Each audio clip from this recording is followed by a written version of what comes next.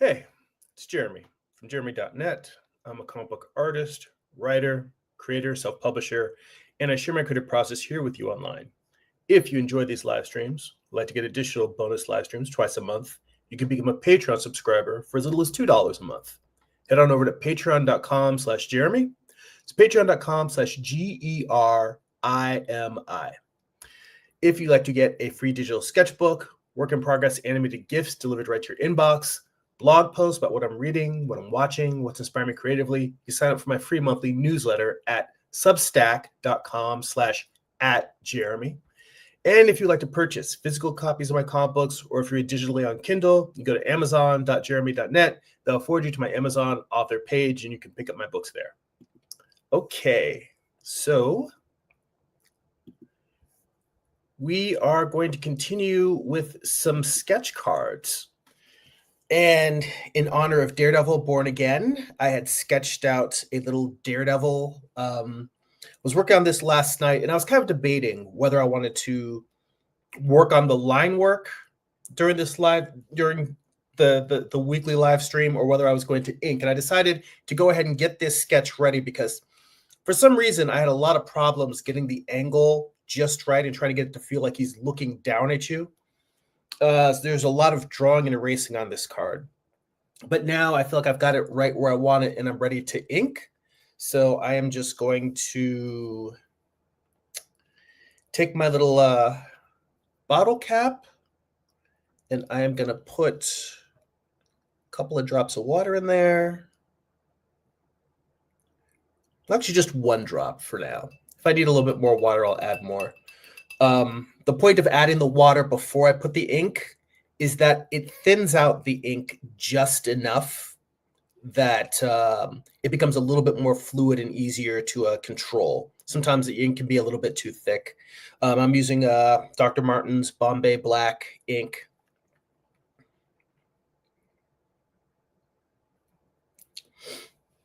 One of the two brands that I like. I like this, and I like Speedball Super Black. Those are my two inks of choice.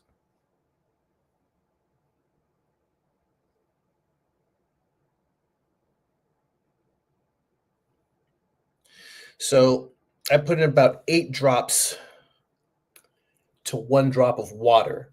And it might sound silly, but the viscosity of the ink is particular to every artist. And from what I've heard from having discussions with professional inkers, full-time inkers, inkers have whole entire formulas they have worked out, and they'll leave a bottle open for a certain number of days exposed to the air to try and get it just the way they want it. So it is not something to be taken lightly. I see Jim Lujan in the chat. He says, "Happy Sunday." And he also asks, do you find inking relaxing, tense, or a mixture? Generally speaking, I almost always find inking relaxing. This is the kind of thing that I can do where I can put on a podcast, or hell, I can have an audiobook or even some music playing while I'm doing this. Except when I have something wrong with my brush, which there's a tiny bristle that is sticking out off to the side, somehow did not get when I washed it. Usually I try to reshape the brush and get all of those bristles back in place, but there's 2 bristles that are sticking out from where I want them. And I'm going to see if I can pluck this other one too, because otherwise it'll make this whole inking escapade very frustrating. The other thing I'll do if I can't pluck them is I will get a nail clipper and clip them.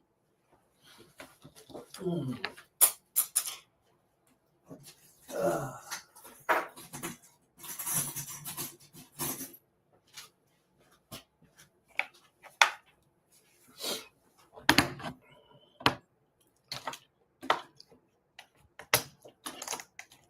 right. And I see Herman's in the chat. Herman says, "What's good, people? Long time no see on my part. Hope all is well." You know what? Things are okay. I'm trying to get back into my regular flow.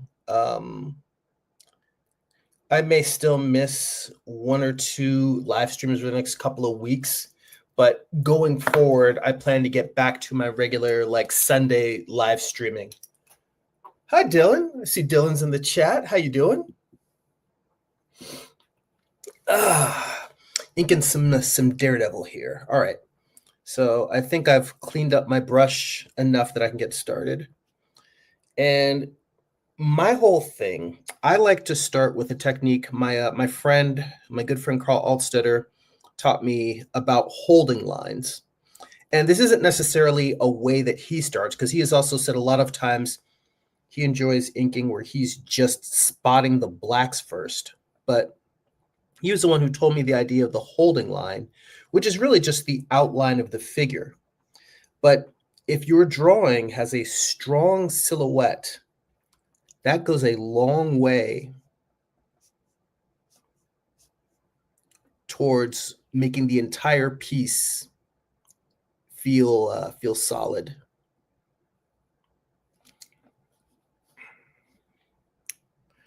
But I think that question that Jim started with in terms of inking and whether I find it relaxing or stressful, that's something that I could meditate on a little bit longer, particularly because I'm inking.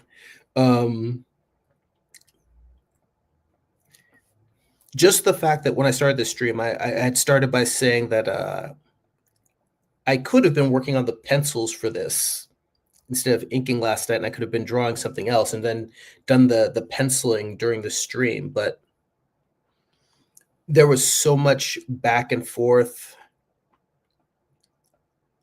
drawing and erasing and trying to just get the perspective right, the feel, the gesture of the figure. And there was a lot that I was trying to get right,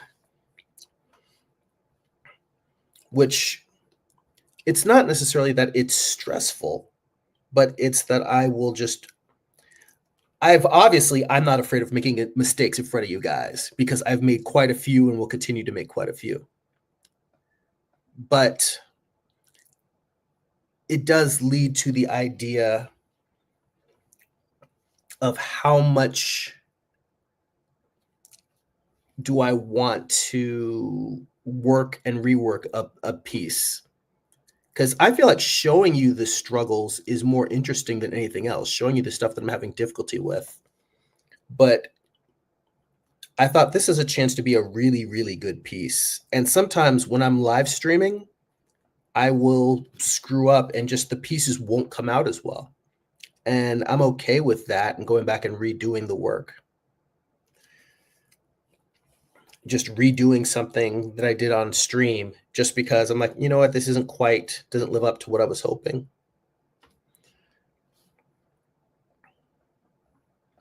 Whereas with inking, I do feel like, this piece at this point is mine to win or lose.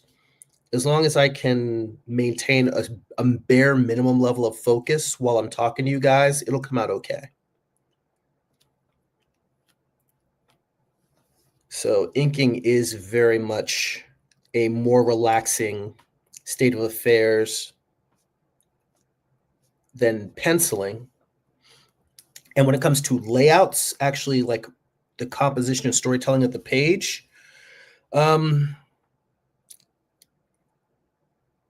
I don't really think that I can make progress on layouts while talking to people. I've drawn them while during a live stream, but more often than not, it tends to be less actual productivity and more of me talking out my thought process to you guys while I scribble. Because working out storytelling is like, for me, that's a real deep work activity. That's something where my brain has to really kind of crawl inside its shell and marinate and ruminate, because you're thinking not just about what you're drawing, but why you're drawing it, how it connects to the images around it, before it, after it, and the entire themes of the whole story. It's a lot that's going on, whereas inking is a much more mechanical process. And that is very kind of you to say, Dylan. Dylan says, I'm loving this piece so far, Jeremy. Thank you. All right. Let's see here. And I intentionally did not use a circle template because I was going to do sort of a wobbly radar line. And it's a challenge when you're doing something that's intentionally wobbly, because on one hand, you don't want your hand to straighten it out too much.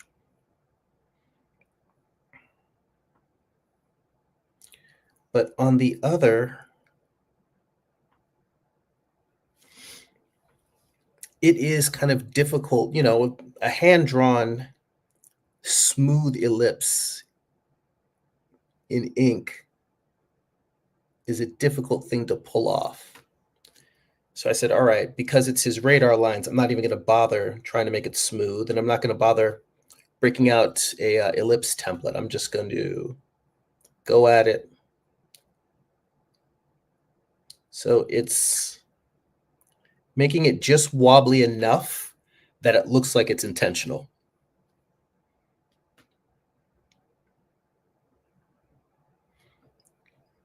But again, these are things that over time become mechanical. And I don't mean that in a bad way, and I don't mean it to indicate that inking should be a mechanical process. I mean only in the sense that, like I said, I can do this and talk to you with much less difficulty than the penciling took.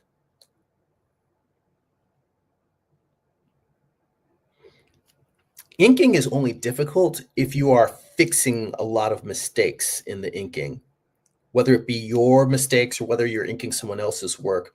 When you have to come in and say, all right, this needs a lot of work here. And this is coming from somebody who does not pencil tightly. Like the level of the pencil lines that you see here, that's about how tightly I pencil my comics as well. I don't, because I'm a loose artist, it doesn't make sense for me to have very, very tight rendering, because I'm just going to redraw everything anyway. And it's never going to be, there are inkers, professional inkers, for whom if you need them to respect the pencils perfectly, if they're like, look, you need what they're asking for is to replicate the lines that the penciler put down in ink. There are inkers for whom, like, that's the job, that's what I'll do. And then there's inkers, like a Klaus Janson or a Bill Sienkiewicz or Kevin Nolan, who, when they ink, they bring themselves to the job.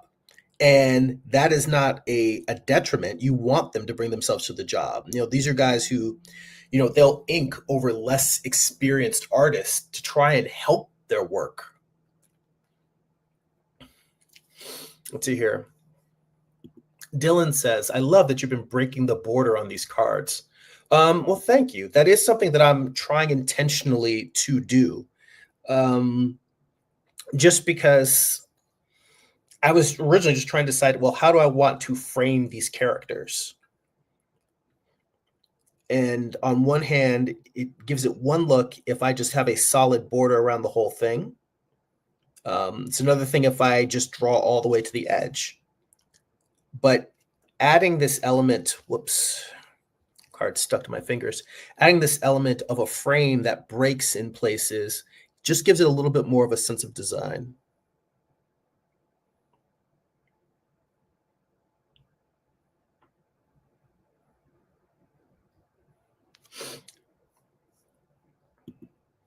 But I appreciate those kind words, Dylan.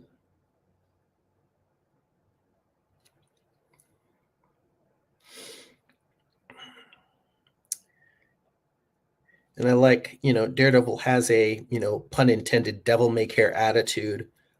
I wanted to draw his face where he's got little blood running down his nose, but he's also smirking. That idea of somebody who is has something in common with Miles Morales in terms of, Daredevil will also say, "What up, Danger?" He will say, "Don't be a stranger."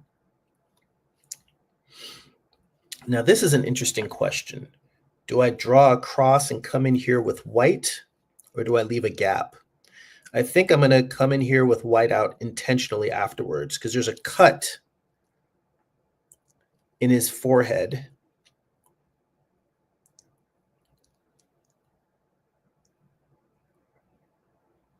Going across the eye socket, kind of protected by the brow line of his mask. And it's interesting because now, having seen the way his helmet is built in the TV show, that front part of the mask is very, very important. You see how much it's protecting him, protecting his head, particularly when you see him get the crap beat out of him and how beat up that thing gets.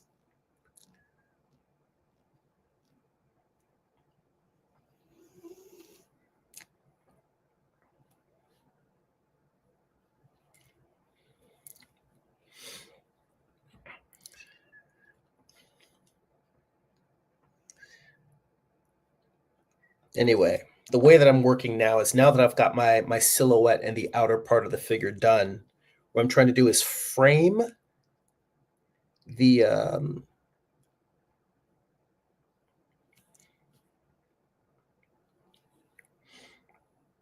frame all of the areas that are going to be black, and then I'm going to fill those blacks, as opposed to, I mean, this is kind of like spotting blacks, except for the fact that I'm outlining them first.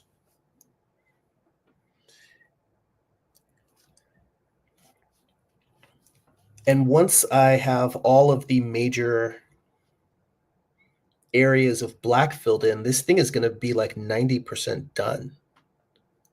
And the only real thing that will remain is coming in with a slightly smaller brush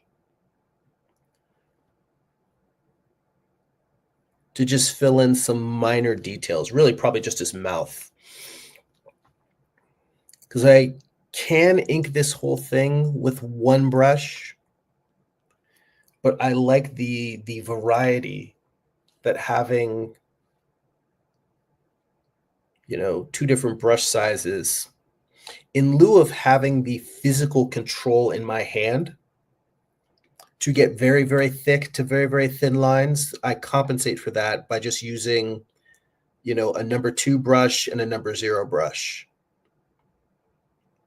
In an ideal world, an inker with a lot of skill and experience can use like a number 4 Raphael or Winsor Newton and get like razor thin lines or big fat juicy lines. And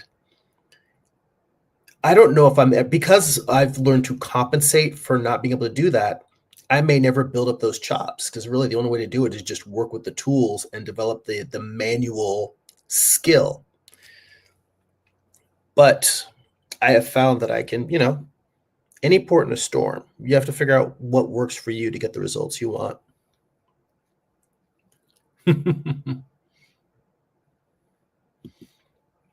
Herman says, it took me years to figure out those wavy lines behind Daredevil's head.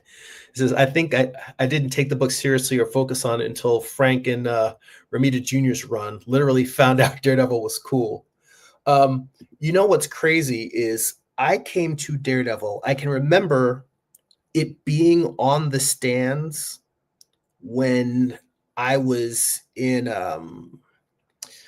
middle school, or maybe I was like at the end of elementary school, just starting middle school was when I started going to like my local comic shop.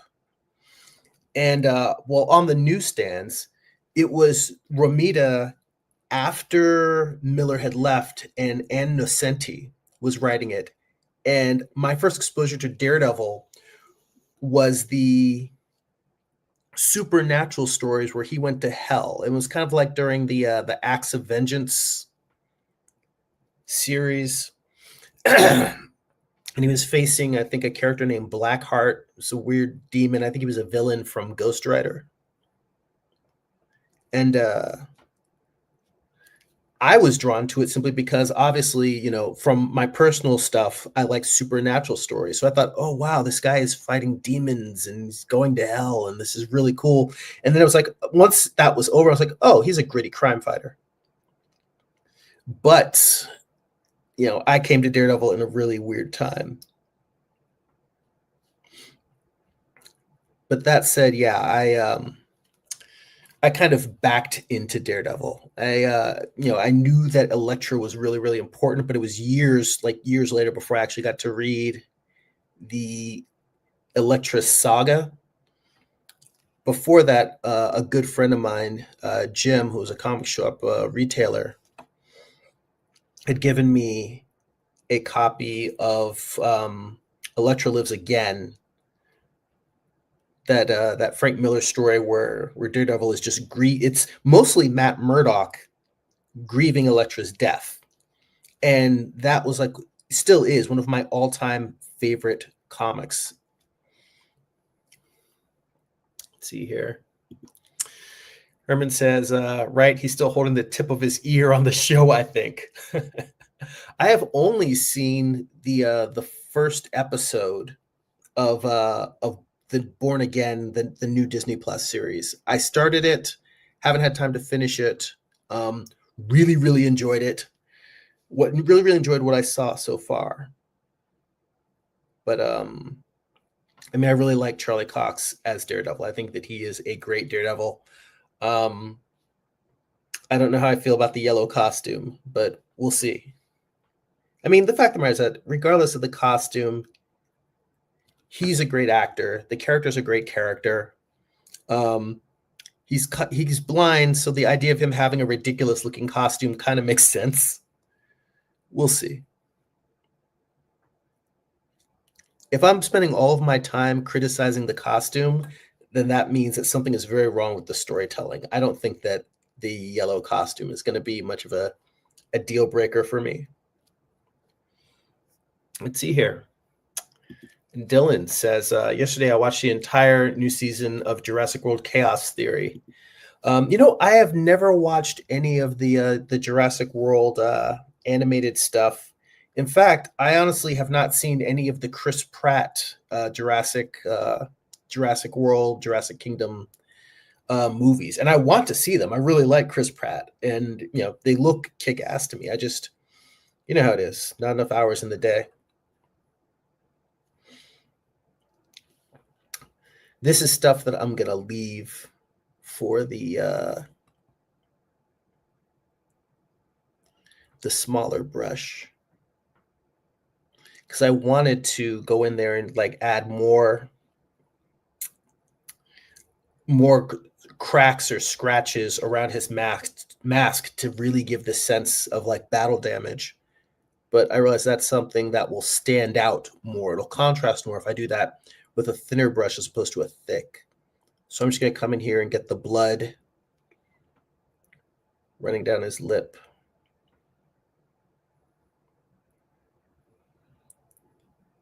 Which again is another thing that could be done with a small brush, but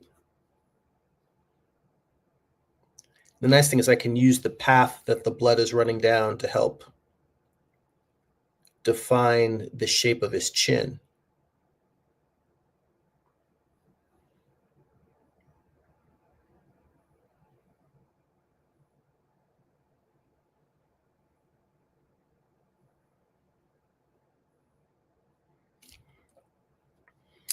Now at this point, it's really just filling in the rest of the shadows on the figure and then coming in with the tight brush.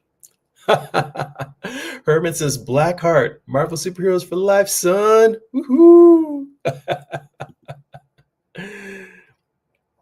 Oh, hey, James is in the chat. Good to see you, James. And James said, I was thinking it was an adaptation of Born Again. Yeah, like I said, I started watching it, and that's what immediately said, oh, I should do a Daredevil card. I've started reading Daredevil when I was in middle school. He's definitely a character that I really like and have an affinity for.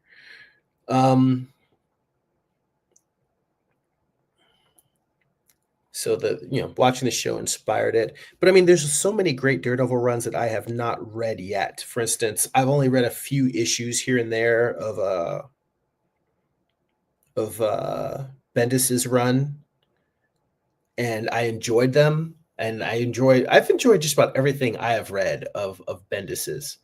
I just haven't had a chance to really watch, read a lot of, a lot of comics. There's so many great comics out there. I'm a huge fan of Ed Brubaker, and I haven't had a chance to read his run on it. I would say, other than the Miller stuff and the stuff that I read when I first got into comics, the most Daredevil I've read is the recent Mark Waid, Chris Samnee stuff. Because, I mean, Chris Samnee, in my eyes, can do no wrong. I love everything he does. And Mark Waid is one of those guys who, the more of his books I read, the more I realize that he was always one of my favorite comic book writers. I just didn't know it. He's very stealth like that. Like, he doesn't come around like he's like trying to say, hey, I'm a Wizard top 10 type writer. He just comes in and does good work and moves on to the next project. And then it's like, after a couple of decades, I look back and I'm like, oh my God, everything he's written, I've loved. Like, I was never a Superman fan. Then I realized that my two favorite Superman stories were Mark Waid stories, with Kingdom Come and Birthright. It's like, he was the one who got me to care about Superman. Like, Richard Donner got me to care about Superman. Well, that's not true, because I already liked the George Reeves black and white serials as a kid. But Richard Donner made us care about Superman in the movies. Mark Waid made me care about Superman in the comics, because, as much as I may have loved Superman as a child, I never really cared about the comic book character Superman, probably until Kingdom Come. And then around the era of the Smallville TV series, I started watching that and enjoying it. And I was like, let me give Superman comics another shot. And, again, it's that great combination of good writer and good artist. I really love Leinil Yu's work. So having Mark Waid and Leinil Yu paired together on Birthright, I was like, wow, this is a fantastic combo. And I think anytime you can make Superman feel vulnerable, that is a magic thing to do in a story, because people always complain, he's not interesting because he's too powerful. But, they found a way in Birthright to make him vulnerable while still making him exciting. And it really became more about him as a person trying to help people, even though it was putting himself at great risk. And that's where I think the strength of the character really lies. In fact, I sketched out a sketch card that I haven't done yet of Superman, specifically because I've never had a Superman that I like. Like, I think he's one of those characters you really have to figure out how you want to draw him, because otherwise he's just a dude. He doesn't have a mask. He's got the cape. He's got the shield. But it's like, what do you want your Superman to look like? Figuring that out is, for me, has not been easy.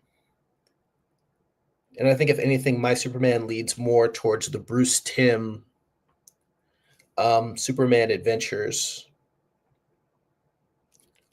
look. Let's see here. Oh, that's nice to hear. I'm sorry, I'm a little behind on the comments. James says, I think I'll go to Michael's in a bit and get a new sketchbook. It's a funny thing. All of these, let's my brushes for a sec. All of these sketch cards that I have been working on, before I start sketching them out here, I think I showed you guys this the last time I streamed, but I do thumbnails for all of these in my sketchbook, except for the fact that the Wonder Woman one, I did a bunch of thumbnails. I did a bunch of thumbnails digitally on my iPad. But here's a Nightwing that I started sketching out. Like I had been sketching out a Wonder Woman. I just had not figured out how to draw her hair in a way that I really liked. And there were even more attempts that got like worse and worse. But I'm not going to grab my iPad now. But at a certain point, I just was sketching out hair. And I finally got a shape that I really, really enjoyed and was like, oh, I think I figured out how to draw Wonder Woman. And it's silly because these are iconic characters with costumes that are not complicated. It shouldn't be that hard for me to figure out how to draw them. But James, I'm glad you're getting a new sketchbook, and I hope you put it to good use. Let's see. James also says, thinking about that neo-noir movie Slam Dance. It's about an artist who's framed for murder. It's decent. I've never heard of that movie. I can put it on the list to check out. And Dylan says Jurassic World is not the best. Jurassic World is not the best movie in the franchise. However, Jurassic World, Camp Cretaceous, and Chaos Theory is better than the Jurassic World movies, in my humble opinion. In my opinion, of course. Let's see here. Oh, hey. And Art of Roy is in the chat. He says, how will you be coloring this if you're adding colors? Watercolors? Well, I was not planning to add color to these. These are just going to be black and white and ink. But I think that at a certain point, once I do a bunch of these sketch cards, and I have enough black and white ones down, if there seems like there's demand for me to do color, then I probably will do watercolor. And if I were going to do this in watercolor, I would probably have two pieces going. And what I would do is I would probably do the watercolor over the pencils first, let it dry, and then come in and ink afterwards. But I also have not done watercolors in a long time. So I feel like it might be one of those things where it'd be a little bit of a process to figure out what works best for me. But yeah, I mean, honestly, color is not one of my strong suits. And one of the things I said about starting to do more of these sketch cards is that's a place for me to fail with low stakes. It's a place for me to try out things. And you bringing up color is a good point, because maybe I should be doing some more color pieces.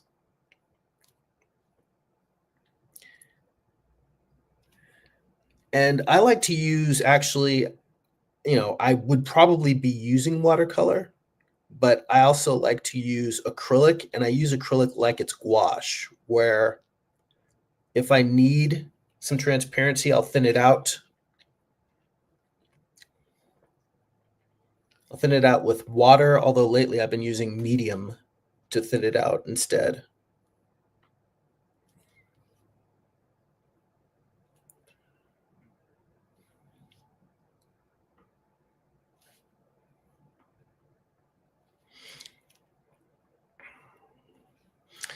Now, I'll tell you, this is one of those things, like these lines that I put right here, kind of trying to do the pecs turning. Don't like it. I did not do a good job with that. I think I probably would have been better off just letting all of this fade to black at the edges and just leaving all of this in here open. In fact, I may still go in here with whiteout and just white out all those lines. Or maybe this line right here that's separating the pec from the shoulder as a hard line, it might work better as three thin lines separated, creating kind of a transition as opposed to a hard line. So lesson learned, I'm going to make mistakes, and I'm going to make them live, and I'm going to call them out, because it's important to know these things. Everything I draw is a learning opportunity for me. And I want to make mistakes, not because I want to make bad art, but because that's how I go, oh, okay, I made a decision, and that decision was wrong. And, I'd rather make a mistake and learn from it than always play it safe and not grow. So it's important for me to try stuff out, see that it fails, and then say, all right, what would be another way to get the effect that I want?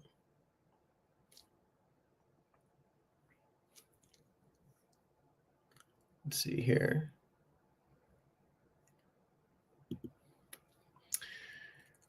Herman says, I tend to use black gel ink pens and Sharpies when I mess around with ink. I barely use my paintbrush to dip ink. My hand is heavy. You know what? It's funny. I am a pretty heavy-handed artist as well,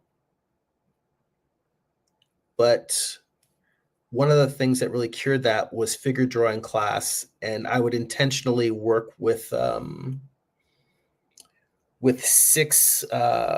6B charcoal because it's so black. It's like working with ink, and it forces you to eventually start lightening up your hand.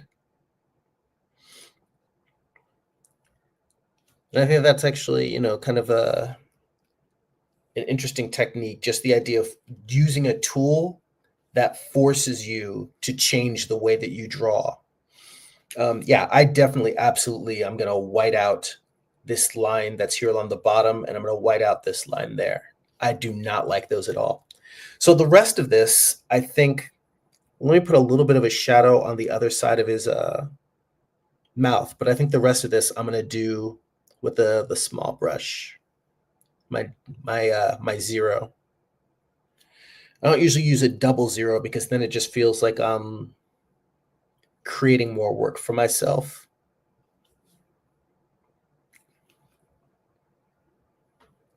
So I'm just doing this just enough to frame the shadow side of his mouth.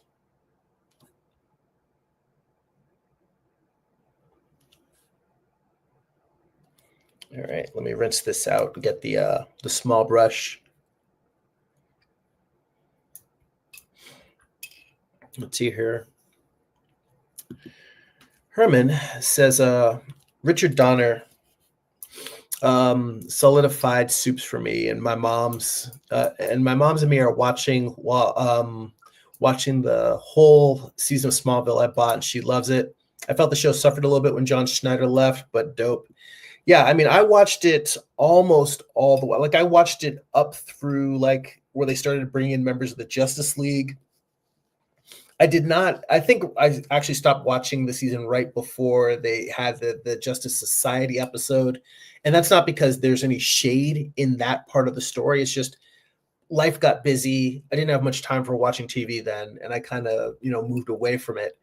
I did watch like the final episode where he fought Doomsday. You know what? I mean, I enjoyed the show. I watched it for a good, I think probably 8 seasons. For me, the show really was diminished once Michael Rosenbaum left as Lex Luthor. Like he was for me the best character and best performer on the show. Like I loved it. I mean, he was fantastic, and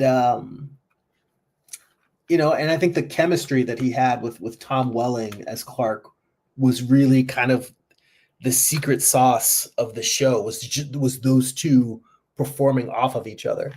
So, I mean, all in all, I love it. I think it's a show that's worth watching. I think it's a show that's worth rewatching. I see clips online from like the talk show now that Michael Rosenbaum has, where he'll have Tom Welling on there, and they just sort of talk about the good old days, and that's kind of nice to see those two just hanging and chopping it up. Herman says, Wonder Woman is difficult to draw, but drawing women is hard for me. They look hard, struggle to soften their face. I'll say the same thing that I always say, which is life drawing classes. Sitting in front of a live model and drawing them on a regular basis will make you a better artist. And it has helped me. It has improved my ability to draw men, women. It's improved my ability to draw everything. But one of the things that I did when I was younger was I also struggled with drawing women, and I made it a point to just draw women all the time. And it got to the point where I then eventually became better at drawing women than drawing men. And it kind of took a little bit of work to get back to more of a superhero-y look.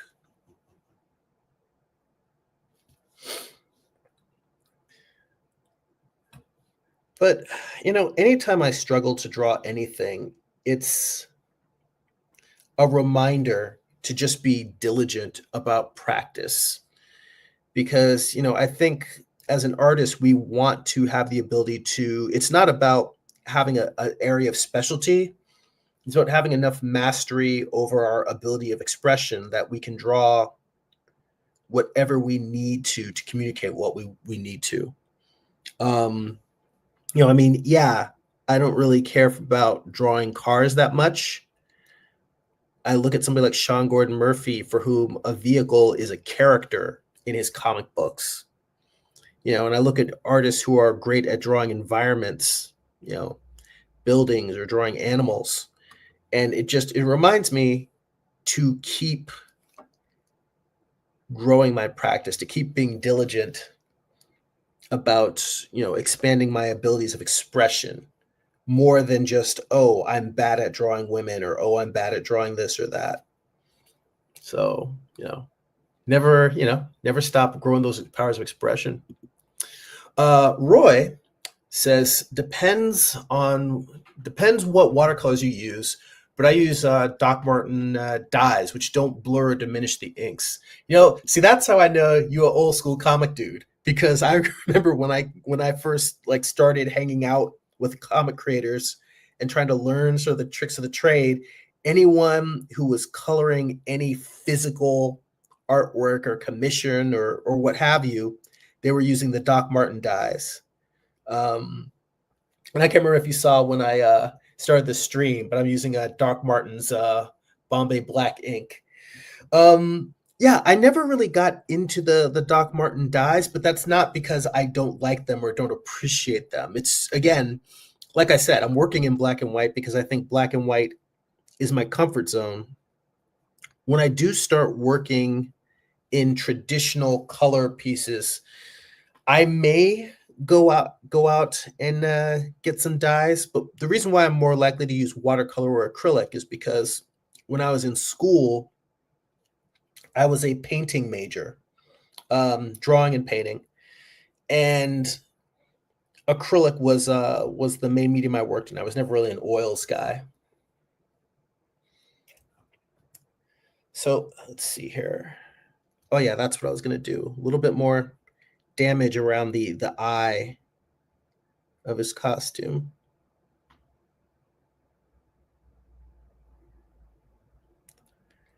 Like he's been in a real serious brawl.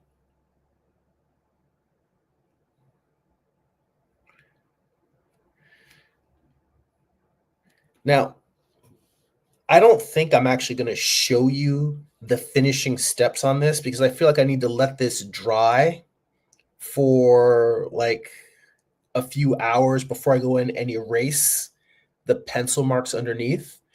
But I'll tell you that the finishing steps are going to be this scratch that's going up here above the eye. I'm going to come in with some whiteout and I'm going to have it extend into the black there. And I'm going to white out this line, this whole shadow that's down here.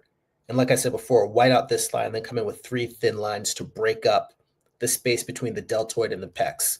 But that's pretty much, this piece is pretty much done. Like I kind of work out of order. Like I even did my signature first because I find that trying to come in here and find a place to sign is actually hard with these cards. And I find it easier to draw it in pencil, come in there, draw it in ink, and then do the rest, and I don't need to think about it. So for all intents and purposes, this card is pretty much done. Damn it. So it's supposed to be him standing looking down on you. Trying to think if there's anything else that I want to add to it. Maybe a little bit more shadow above the lip. Yeah, I feel like this is one of those less is more. If I go in here and keep rendering, I'm just going to be, rendering just to render. And let's see here. Roy says not using quill or quill nibs. Here's the thing. It took me years to learn how to ink with a brush, and it's one of those things where I'm like, now that I've figured it out, well, as good as I'm capable of, I don't want to go back. I used to use speedball nibs back in the day. That was my jam. Hang on, I'm gonna pour when I'm done. Usually, for the most part, I've got like enough ink in here that I can pour it back in the bottle. And that's the reason why I literally just use drops of ink, because the idea of leaving the ink well open and dipping in it is letting so much ink evaporate, or letting so much moisture evaporate. And it's like it feels like it's such a waste. So I will just take this, put those, like I maybe use probably about half of what I put out. So out of the 8 drops I put in, I put 4 drops back in, but those 4 drops are also mixed with that little bit of water I put in the beginning. So it's kind of like it helps kind of self rehydrate the bottle. And for the most part, I tend to be pretty happy with the consistency of my the ink that I work with. Let's see here. Yeah, I mean, I've used nibs in the past. Crow quills feel too tiny for me. Like it really feels like that's like that 90s, like super scratchy, like a million different hatching lines. Um, those I don't like. I've inked like my first graphic novel, I inked it with speedball calligraphy nibs. And I liked those a lot better, but brushes feel like they give me a more pleasant thick to thin line. So I am of that mindset that people just use whatever works best for them.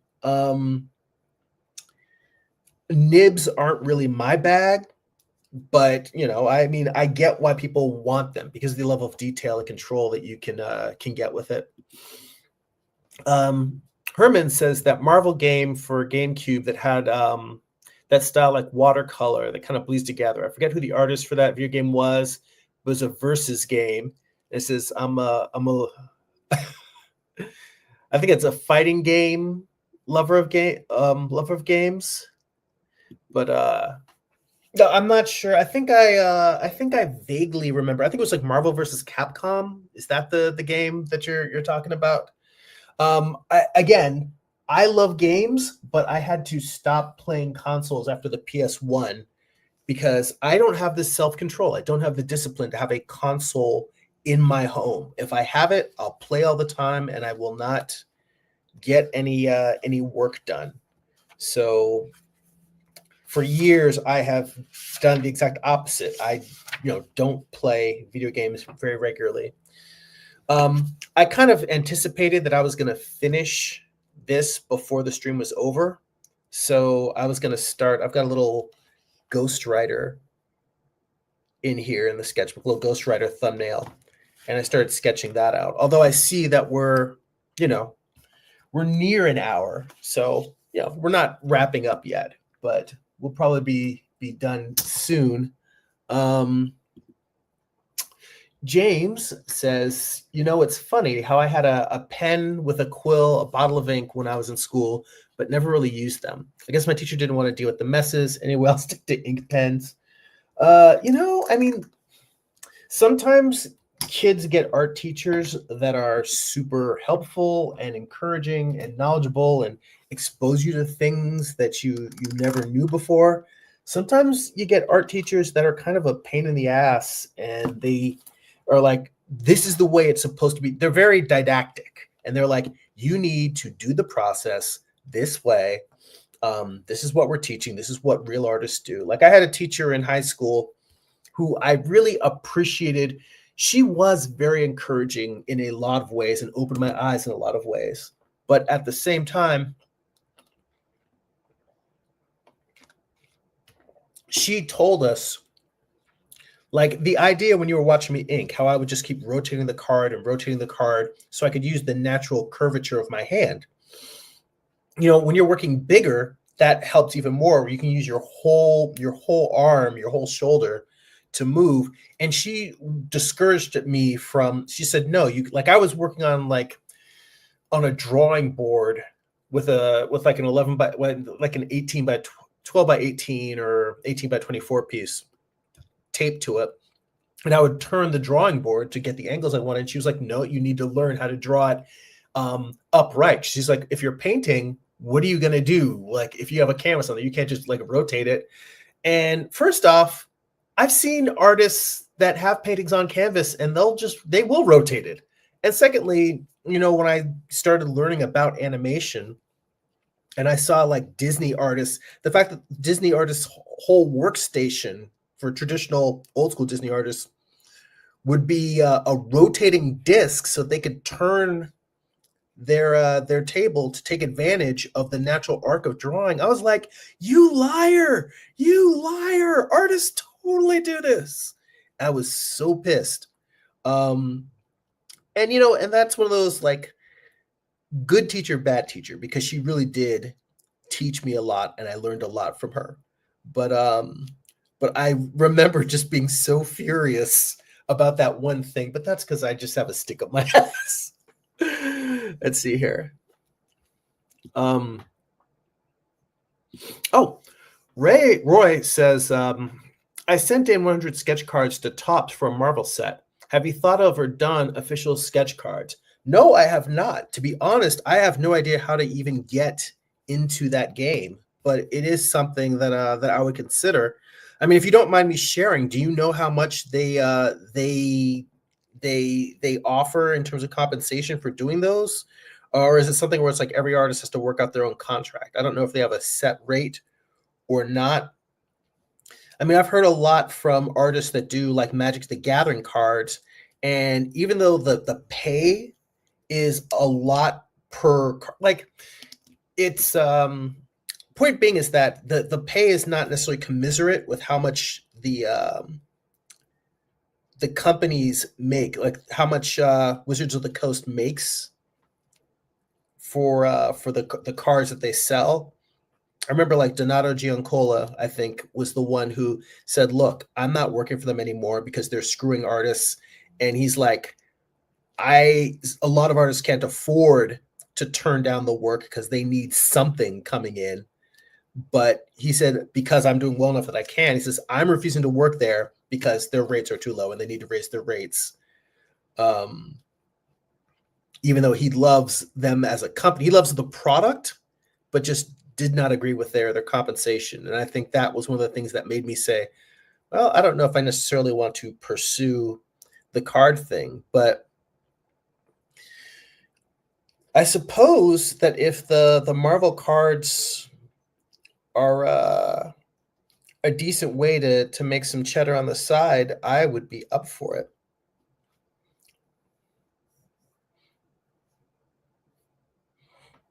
I'm like, and damn, you said you did 100 cards. That, I mean, that alone, that's really impressive. And banging out 100 of those. I've really done just like a mix of Marvel and DC characters, and I think I've only drawn like maybe 20 of these so far. So that is super impressive. And I think I'd also be worried if I had to commit to too many cards and not necessarily have time to bang out as many. This whole stream might become nothing but sketch cards. Let's see here. Dylan says, I remember watching Smallville when it was on, but I don't remember anything from it, just like Gilmore Girls. Well, you know what? Okay, you've got something in common with my wife because she likes to watch Gilmore Girls. And I mean, she remembers it very well, but that's like her go-to comfort watching, like what she'll put on when we go to bed at night. She'll have that running on the TV, just playing in the background for comfort there. And Herman says, yes, Rosenbaum held that show together with Tom, of course, but it suffered when he left. Yeah. Yeah, there's just nothing to say other than like, yeah, agreed. It was, the show was still good afterwards. Like I thought Erica Durance was a great Lois Lane. All of the actors on there were great. And I mean, I haven't started watching Jack Reacher yet, but just the fact that like Reacher was Aquaman on that show. If you remember the actor that's now Jack Reacher, he was the Aquaman on on um on Smallville. And he was great then. I actually really do want to watch Reacher, mainly because, I know people give Tom Cruise a lot of shade, because he is Jack Reacher's stature, his size is so much a part of the character, and Tom Cruise is definitely not the size that Jack Reacher should be. But I kind of look at it the way that I look at Keanu Reeves with the Constantine movies. John Constantine, his being British is such a part of his personality that it's like Keanu can't be John Constantine. However, the Constantine movies starring Keanu, that's a great movie. And when they said they were making a sequel of it, I'm like, you know what? I want to see that sequel. It's almost like it's an alternate Earth. Comic books are full of alternate Earths and alternate timelines, and that's the way I kind of look at it. Is like, those alternate versions of Jack Reacher or John Constantine are just the Elseworlds versions. But yeah, I really do like the Jack Reacher novels, and I've been wanting to make some time to watch this show. Too much TV. Let's see here. Dylan says, I've been making good progress with Batman the Animated Series. I really enjoyed the Harley and Ivy episode. Well, see, that's something I actually have watched. I only watched the first 3 seasons, but the Harley Quinn animated series, that is something that I really, really enjoy. It's really, really funny, but it also has a lot of action, but it also has a lot of heart and like emotional stakes in it. So really enjoy that.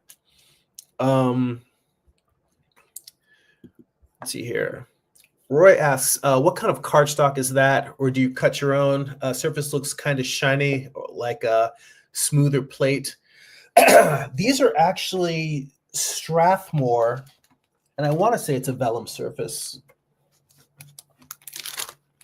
Let's see here. Nope, it's smooth surface. So these are the Strathmore smooth surface Bristol, and also it's just the same Strathmore Strathmore boards that you would use for comic pages, just cut down to cards. So I mean, I could just as easily take whatever Bristol board I have laying around and cutting them down to size, but it doesn't seem like the cost savings. It doesn't seem like because this thing I think was only a few bucks for how many are in here? 20 cards. So if you were to add all these up to a sheet of 11 by 17 Bristol, the amount of paper that you get in here is pretty much about the same as the amount you would get from the number of sheets you would take to make 20 cards. So I was like, you know what? Yeah, I think this was like maybe $5 for this pack. So I'm like, you know what? It seemed reasonable. So yeah. Oh, but I have not tried these yet. Since we're talking sketch cards, do I have them here? I have another pack that I just found on Amazon that are blank Bristol cards, and I haven't tried them yet. I will tell you that I bought a set of blank trading cards. Like all these are just plain old trading cards, and these are super glossy and super smooth. You cannot ink on these. Ink will beat up on them. So I used them for a bunch of cards that I did just in pencil. And even those, they're like super shiny. I don't really like, I'm not going to buy more of them. I'm going to use them up because I've realized, oh, well, I can just do pencil versions on those cards. But in the end, I'm not going to buy more of them. I may still end up just tossing them after a certain point if I really am like I absolutely could not do watercolor on them or anything like that. Let's see here. Herman says at Dylan, Batman the Animated Series will forever be a classic. My favorite episode is the Man Bat, Clayface two-parter, Harvey Dent two-parter, and Mr. Freeze first time on the show. Heart of Ice is a classic, and I want to say that the show got at least an Emmy nomination if they didn't win for that episode. But that's that is absolutely a classic. I mean, I always say, people ask, have that argument all the time of who is the best Batman, and for me, it's Kevin Conroy. Kevin Conroy is my favorite Batman, and I'll fight you if you say otherwise. No, but yeah, he just embodied that series. Embodied everything for me in that it could walk the line between drama, action, and humor. Like, it didn't feel like it was boxed in the way that a lot of people said, the Nolan movies are too dark and too serious. People say the Schumacher movies are too campy and too corny. And there's a reason why the animated series has such a long-lived fandom, and why people, to this day, are still going back and rewatching it, because it does such a great job of encapsulating all of the ranges of what Batman can be. Let's see here. Herman says, I just remembered Marvel Nemesis. That's what it's called. Dylan says, Man Bat was so good. And I said, this is my first time watching Batman the Animated Series. Herman talking about my art teacher, and said, gee, she had an agenda. I had art teachers that sabotage artists while in college. I knew some students that were better than some of the teachers, and they were trying to break the students down. I have definitely heard of that from other friends in art schools. I mean, I would genuinely say that this particular teacher, that one thing about the rotating artwork is really the only time that I felt any type of like, screw you for trying to box me in type thing. She really was encouraging and very, I mean, she was a good teacher. It was one thing in which I disagreed, and then later on in life learned that a lot of other artists, intentionally like build their whole process around working around things that she said were things not to do. But other than that one issue, I don't have any complaints. So, I actually feel like I was very, very lucky with the art teachers that I had. I once ran into an art teacher, an art professor that I had when I was in college, outside the movie theaters. And this is long after college. He asked, so what are you doing? And I said, I work as a toy designer. And he was like so pleased that I actually was able to use my degree, because, I mean, as you guys know, there are so many people who get art degrees and then never actually, do art for a living, because, doing anything creative for a living can be very challenging.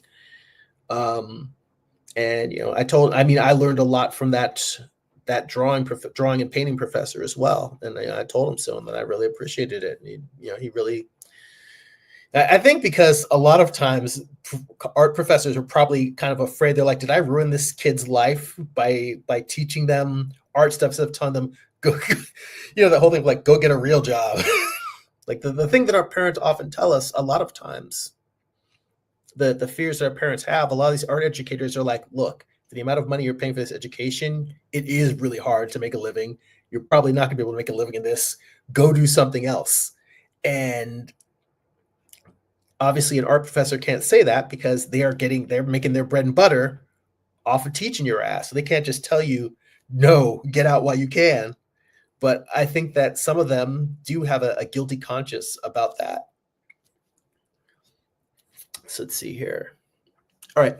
So we're at about an hour. I'm not going to start inking this guy now.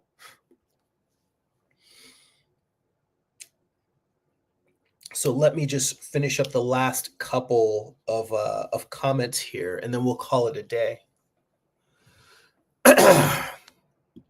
So Dylan says, one of my weekly live streams I love to watch is the Comic Book Cool Down with Tyler Crook and his partner Mahat. He has done quite a few Magic the Gathering cards. Dylan also says, I'm on season 5, episode 11 of Gilmore Girls. I think I'm almost done with the series.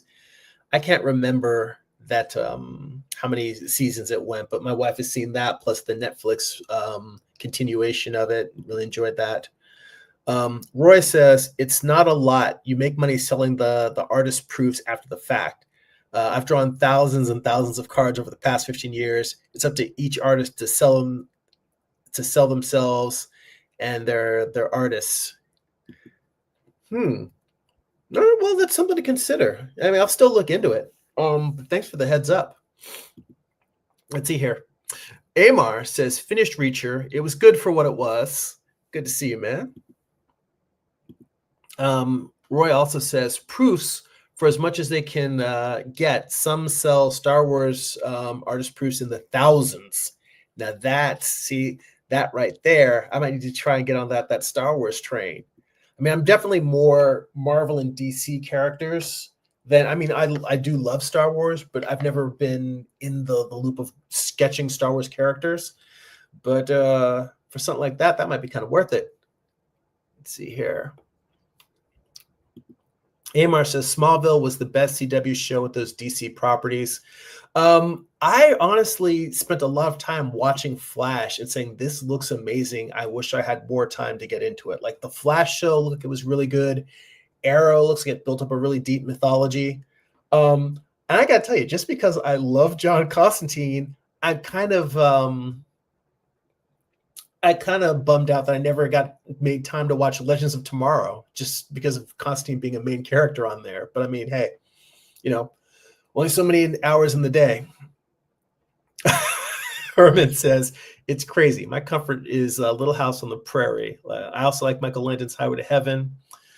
I bought a book to figure out his mastery in storytelling and pick up pointers when writing. Yeah, you know what's weird? Yeah, I mean, Michael Landon was very comforting, growing up with his shows. Honestly, my comfort is usually sitting with you guys and sketching. Believe it or not, when I have like a stressful day or going through a stressful time, I look forward to being able to sit down. This is in no way any kind of schmaltzy sentimental, like sucking up. I'm telling you the God's honest truth. Like sitting and making time to draw is very peaceful and relaxing for me, and being able to do that with other artists and sit and talk about art with you guys every week, even if it's just for like an hour at a time, that is really, I do that more than I watch TV. So, and let's see here. HJM is here, and he says it's HJ Mars, changing up the branding. Well, good to see you changing it up, and thanks for popping by. By the way, for anybody who's new, if you have not hit that subscribe button, hit that subscribe button. And if you know anybody else that would enjoy conversations like these, live streams, just sitting around sketching, process talk, then hit the share button and forward it to somebody. Dylan says, I wanted to watch Batman the Animated Series because I want to get into watching Batman Beyond, which I saw a handful of episodes in 2012, 2013. Really liked it and want to watch the whole series. I honestly don't think you have to watch all of Batman the Animated Series in order to watch Batman Beyond, because they do a really good job in the very opening, like 1 or 2 episodes, of simply saying, this is Bruce Wayne. He's old. He can't be Batman anymore. He had a super suit. Now this kid gets a super suit, and now it's basically Batman meets Spider-Man. That's it. That's really all you need to know. And then other than that, They do have flashbacks in some of the later episodes that relate to Batman the Animated Series. I'll tell you what I really wanted to get into was I've never watched, other than like the first 3 or 4 episodes, I've never really watched Justice League or Justice League Unlimited or Justice League Action. And I've heard that the writing on that series, I mean, the art alone, anything that Bruce Timm is art directing is going to be great. But I've heard that the writing on all of the Justice League cartoons is just like top notch in terms of superhero storytelling. Like I've heard people to the point saying, why don't they just let the people who make the animated series make the live action movies? They're like, because then the movies would be good. And I've only watched a bit here and there, but I from what I've seen, I'm inclined to agree. And no shit on James Gunn, because I really like how the trailer is shaping up for Legacy. Let's see here. Dylan says, I have 2 or 3 packs of these cards and like them so far, the art cards. Let's see here. Herman says, understatement. Schumacher Batman movies was garbage. I'm sorry. And rest in peace, Val Kilmer. Yeah. I want to say, didn't Schumacher direct the Val Kilmer Batman before he did the Clooney one? Yeah. I mean, but here's the thing though. When I go back and I watch the Adam West Batman, I don't think it's garbage. It's campy and it's silly. And when you compare it to the Christopher Nolan Batman, it's like, yeah, it doesn't have the gravitas. But I just feel like Schumacher was trying to channel Batman into a campier, funner direction. I will say arguably, no, I will say trying to be objective, no, I don't think they're as good as the Burton movies, and they're definitely not as good as the Nolan movies or the Matt Reeves movies. But well, the one with Arnold Schwarzenegger, yeah, that's hot garbage. But I'd say that the Val Kilmer one, I would say that one to me feels like they're trying to bring a little Adam West into it. I don't know if I want to write that one off completely. But also in the same way that, like I said, I made mistakes on this sketch card, I'm going to fix them.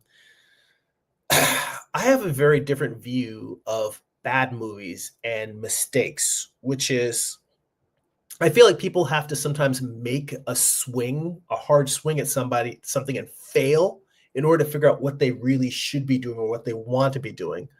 Like for instance, the Ben Affleck Daredevil movie. Most people hate that movie.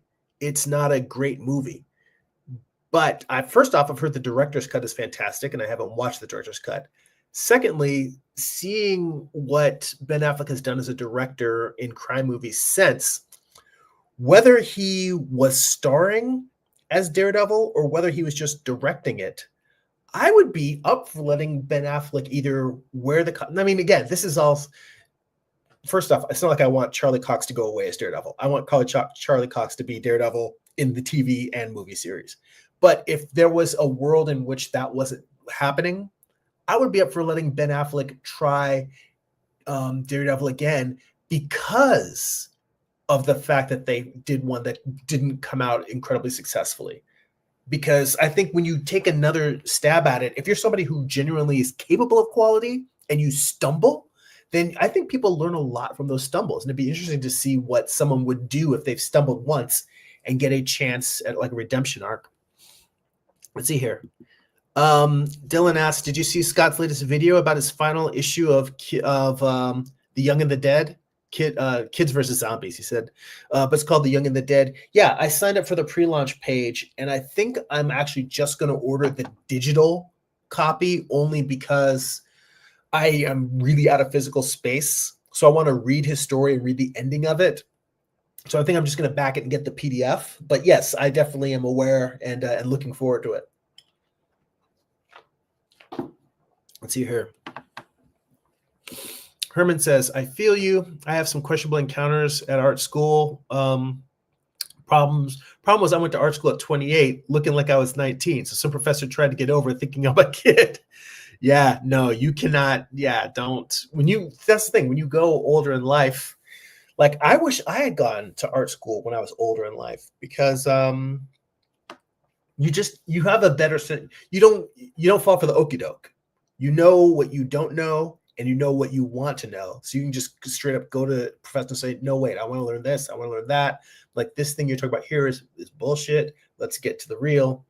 Um, yeah, a lot more challenging and straightforward. Let's see here. Dylan says, "I would love to have Joshua as my teacher." Yeah, well, you know what? Yeah, I mean, he's teaching art right now. You should ask him. Maybe he'll start an online school. Start teaching people online.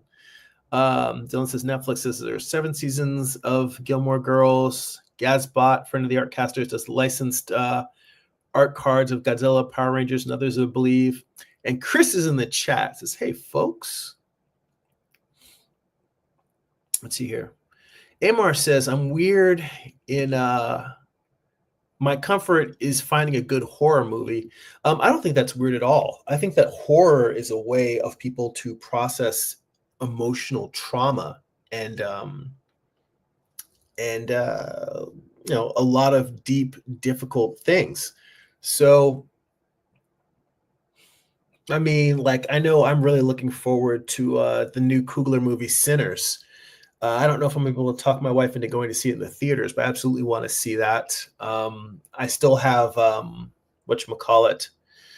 Nosferatu has come up multiple times because everyone asks every last year, "Have you seen Nosferatu yet?" No, I haven't. Yes, I want to. Not enough time. Let's see here.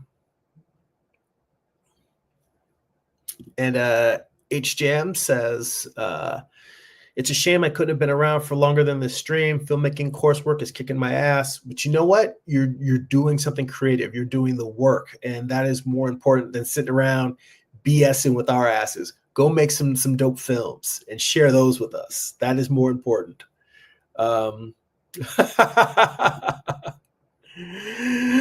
And Herman says, "Blasphemy, G. Justice League Unlimited is hardcore." And see, that's what I'm hearing. I want to make some time for that. It's hard. It drives me nuts how there's so few hours in the day and so much stuff that I really want to check out. And Dylan says, "I would have to agree that people who work on the shows would do great work on the movies." And Herman says, "I will watch Adam West instead. I can accept that." You know what? And fair. Because if I had to say, what do I want to watch as a comfort watch, I will definitely take Adam West Batman over the Schumacher movies. I'm not putting the Schumacher. I can't see any reason which to your point about them being hot garbage, I cannot see any context under which I would say, I'm in the mood to watch the Joel Schumacher Batman movies. I can see a context in which there's something about storytelling that I want to analyze and learn from, but I can't see a context where I would say, this is how I'm going to relax. So yeah, I guess you've won me over. And Amar says the original Batman comics was campy. Well, I mean, if we're going back to like the Bob Kane, Bill Finger, I mean, I don't know if campy would be the right word. I think that they may have become campy, but the original ones were, I want to say they came out pre-Comics Code, and they were like pulp crime stories. So, I mean, if anything, they had more to do with like old black and white pulp films, but done with a character in costume. So it was like a pulp serial than it was campy. But again, I haven't read a lot of the old. Let's see here. Dylan says, "My parents are boomers. Made me Gen Z watch Adam West series as a kid. We didn't watch it all, but I was like, what the heck is this? Is this low key? I want to watch it." I mean, if you're watching it knowing that it is fun and it's a silly, playful Batman, it's like if you go into it with the right attitude, then it's a great show. Let's see here. And James says Ben Affleck has a small but good role in Boiler Room. I mean, Ben Affleck gets a lot of grief from people. I like him. I like him as an actor. I like him as a director. I don't know why people hate him. I mean, my wife does not like him. My wife turned to me. She said, "He looks smug." That's what my wife, that's her criticism of him. She doesn't like to watch his movies because he looks smug. I said, well, he tends to play smug characters. And maybe it's good casting because maybe he is smug. But I mean, shit, if I won an Oscar at like 23 for best screenwriting, my head might be a little large, hard to fit through the door as well. No, and he's gone on to win another Oscar. So I mean, how many people can even say they've got more than one? And yes, to some degree, those statues don't mean anything. It's a popularity contest. But I like the movies that he's made. I like movies he's made as an actor. I like movies he's made as a director. I like movies where he's acted and directed in them. So it's like, I mean, hell, I'm still mad he didn't get to play Batman longer. And Robert Pattinson, I think, is a good Batman. But I like Ben Affleck's take on like the grumpy Batman, because he's not necessarily the grizzled Batman of Dark Knight, but he's the Batman. He's like, I've been doing this shit a long time and I'm tired, and I'm just tired of stupid shit. I wish people would just listen to me and do what I said so I don't have to crack as many skulls. Like, I kind of like that. He's the weathered Batman. He's the Batman who is just about to slip into Dark Knight phase. Amar says, if that's the case, then Halle Berry should do Catwoman again. Well, I think if Halle Berry was the producer or an executive producer on it and was working with a director that she respected and was a collaborative partner, then you would have a very different movie. I've never listened to interviews with her talking about it. I can't see her saying, yeah, I want to come back to it. But I think it's a much different experience when you are a hired gun to do something versus having agency. And I think that's very, very important for creative people, is when you have agency in a project and you can actually dictate and collaborate and have input. And I don't think Halle Berry necessarily had the input that she really needed in order to make that the movie that it could have been. So here, Dylan says, I don't know why I call a series Kids versus Zombies. I'm sorry, Scott. Well, it's because The Young and the Dead is what it is, the title. Kids versus Zombies is what the story is. So it's easy enough to say, and it wouldn't surprise me if Scott has actually said that before in the past, and that's just what's stuck in your head. Because it is very simple to boil it down to just that. As you hear, HJM says, I feel like you can't really call a film terrible or garbage until you've made a film yourself. You can say a film is pretty bad if you've never done it, but if you've never done it yourself, it's pretty impossible to understand. And I very fully agree with that, because making comics on my own, I've still done very few comics in comparison to like a comic book professional, because the 3 graphic novels that I've done equate to altogether probably about maybe 12, 14 issues worth of comics. Plus, just in doing indie projects, I've maybe done another,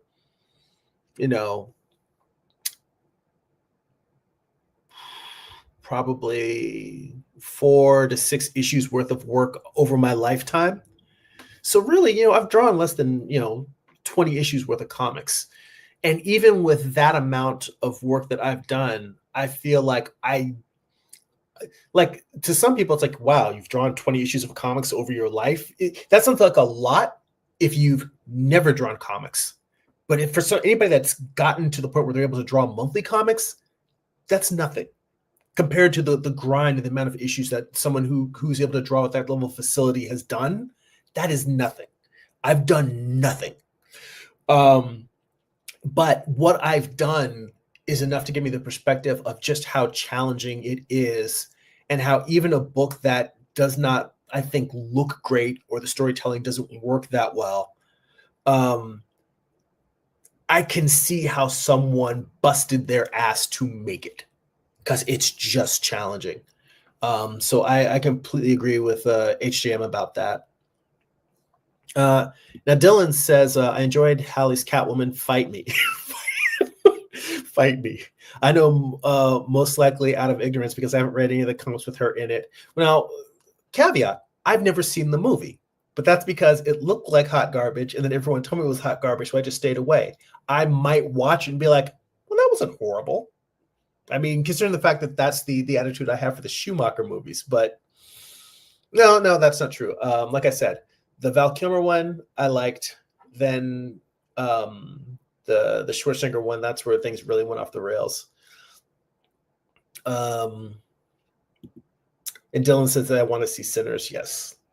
James says I appreciate horror in terms of creativity. What with the makeup artists, and also talking about Sinners. Amar says it looks fun. Yeah, everyone here's on board with that. It says, yeah, I may want to check Sinners. Coogler and B. Jordan are going to take over Hollywood. Your lips to God's ears. Let's hope for that. In fact, I was just now listening to an interview. Mark Maron was interviewing Delroy Lindo, who I didn't know was in Sinners. So it's a really interesting conversation with just hearing them talking about Hollywood and the creative process and the interiority of acting. But it's a pleasant surprise. I'm like, damn, all right, he's in that too? Yes, it's all-star production right there. And Isham says, me and my buddies have made a couple of films so far. Screen 4 productions on YouTube. All right, cool. Worth checking out. Herman says, I will watch Christian Bale real quick. I did like the third Batman of that series. Oh, you liked the third one? It was Batman Begins, The Dark Knight, and then The Dark Knight Rises. Yeah. You know what's weird? I didn't necessarily like The Dark Knight Rises, but what I didn't like was that I felt like they didn't make as much use. I feel like Tom Hardy is a great actor. I like him in everything I see him in. And I feel like I don't think that they necessarily used him as well as they could have.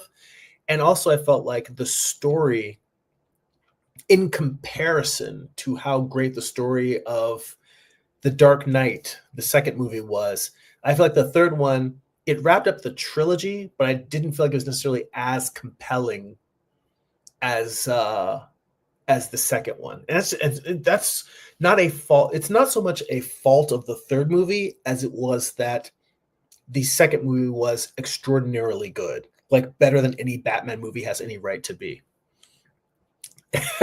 And Amar says Eartha Kitt was my favorite Catwoman from that TV series. Yeah, Eartha Kitt, I think her and Nicole Nichols were like my first childhood crushes. Nicole Nichols is Uhura from the original Star Trek. That's here. Amar says, as an actor, I like his buddy Matt Damon more. You know, I would agree that I do like Matt Damon as an actor more. But I mean, this goes back to that thing that that H Jam was saying about judging people without having done the job. Because, you know, acting does not seem easy to me. And, you know, whether I because here's the thing, I have seen actors that I really, really like in good movies. I've seen actors I really, really like in bad movies. You know, here's a great example. Well, no, here's an opposite example. There's actors who I generally did not think were good. Like, for instance, Megan Fox. Very beautiful woman. I've never thought much of her as an actress. My wife and I have been watching New Girl on Hulu. That was an old sitcom that was on, and I want to say the mid 2000s, maybe like I can't remember what the era it was on. It was, you know, a few years back. And my wife and I have been watching that whole series. And late in the series, Megan Fox comes on for like a guest series, like a recurring guest star as like one of the new roommates. And she's really, really funny in it. And I realized that it's just it doesn't necessarily mean that, oh, she's a better actress than I thought. It just shows that if you have the right combination of director, writer, and talent, and you have writers and directors who know how to work to use the performer's skills to the best of their abilities, you can take somebody who might not be a great actor and get really good performances out of them. And by the same token, if you have somebody who's a bad director or they're working with bad material, you can have a great actor. You know, sometimes you think a great actor is going to save a bad script, and then you just end up with like, I think that's what happens a lot of times. Is like sometimes people are like, if we could just get Nicolas Cage in this he'll save it. And it's like, no, you just didn't write very good material, and you were depending on Nicolas Cage to save you, and it's just not very good. Because that's, you know, sometimes he does some weird ass movies and has some over the top performances. Point being is that yeah, when it comes to like saying, do I like, you know, the whole Matt Damon versus Ben Affleck thing, I'm like, they're both good actors. They've both made good movies. And like a lot of actors, you know, they have some movies both that are also not fantastic. Let's see here. All right, let's wrap up this stream now, because now it's just me. Now we're just way off of art topics. Let me get through the last couple of comments, and we'll call it a day. So let's see here. Amar says the Detective Batman, which they still haven't done in any of the live action movies, which is sad. I will say that in the first Matt Reeves Batman, they made an effort to make it more of a detective story. Now, what was interesting was in the second Christopher Nolan movie, The Dark Knight, it wasn't so much a detective story, but it was a crime story. And I think that's what made that movie so powerful, is it was a really good crime story. But yeah, I still don't think that I will say that they're getting better at leading into the detective aspect of Batman. But I think it's a challenge because in order to do the detective stuff, it's hard to do that without pulling back on the spectacle aspect of the superhero. Like, I will say, a completely different franchise, but with the Incredible Hulk, the thing that I really liked about the Edward Norton Hulk movie was that they did a great job of making the scenes when Edward Norton was Bruce Banner. They did a great job of making those scenes just as exciting and compelling as the scenes when he was the Hulk, because you have that whole tension of him fighting, hulking out. It wasn't like, oh, someone punched him and knocked him down and he stands up and rages. It's always him being aware, trying to keep calm, trying to do this, trying to do that, avoiding, keeping his heart rate, always watching his heart rate, and doing all these things to try. It's like literally the act of him trying not to become the Hulk is just as compelling, if not more compelling, than the scenes when he is actually the Hulk. And yeah. So, I mean, and I would use that as a comparison between Batman and the whole detective stuff. Like, it's hard to find that balance of keeping it the detective stuff exciting while still having all the fighting and the gadgets and the stuff that the candy that people come to for Batman. Amar says they have not explored the prep time Batman, which is the biggest thing behind who he is. Well, it's because prep time may not be super exciting. Let's see here. You okay? Sorry, Khaleesi is kind of sneezing back here. Sweetheart. All right, she's starting to wake up. That's my sign that I got to wrap this up. Let's see her. Herman asks if HJ has any links to any of his films, and HJ says no links, just 2 films up on YouTube. Screen 4 Productions. So yeah, I'll go give that a look. And Dylan says, I'm so happy to know that we are finally getting Spider-Man Across the Spider-Verse 3. Well, I mean, we knew that was coming. They definitely ended it with the intent to make a 3rd movie. So I didn't realize that the release date was out yet, but I'll have to look for it. Let's see here. Amar says the movie was not that bad. The script was the issue because Halle looked great as Catwoman. Yeah, I'm not sure about that one. Again, I don't honestly, I don't know if I'm going to make it a point. There's so many other things I want to watch that I don't know if I'm going to make it a point to go back and watch Halle Berry's Catwoman just to give it the grade. But I will take your word for it that that the script was the problem. See, Herman says did not like Dark Knight Rises.